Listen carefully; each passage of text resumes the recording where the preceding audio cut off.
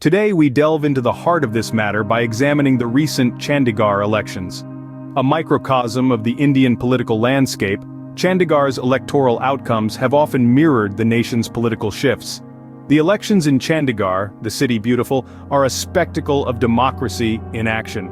With its diverse demographic and dynamic political landscape, it becomes a true testing ground for the ideologies that govern our great nation. The parties in the fray, their campaign strategies, the promises they make, and the issues they choose to address, all these elements paint a vivid picture of the political climate. The election was not just about Chandigarh, but it was a reflection of the larger political narrative of India. Now, why do we question if India is inching towards a dictatorship? To answer this, we need to dive into the electoral processes, the role of the opposition, and the sanctity of democratic institutions.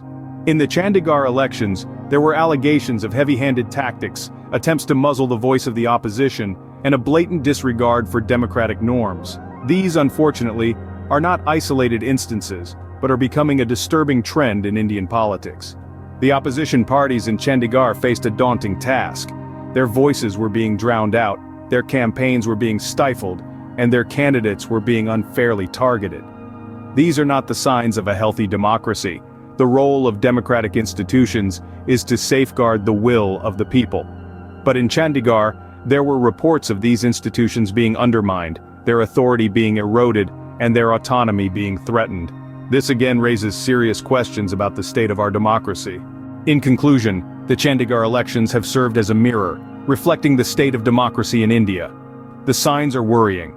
The voice of the opposition is being stifled, democratic institutions are under threat, and there are growing concerns over the erosion of democratic norms.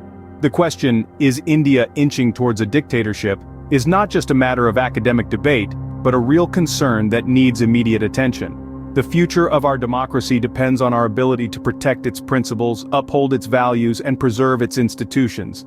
We must remember it's not the victory of a particular party or the defeat of another that defines a democracy, it's the freedom to choose, the right to dissent, and the power to question that truly embody the spirit of a democratic nation.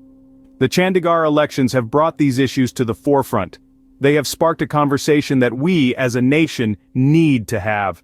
It's not about pointing fingers or assigning blame, it's about understanding our democracy, recognizing its strengths, acknowledging its weaknesses, and working together to ensure its survival. So, is India inching towards a dictatorship?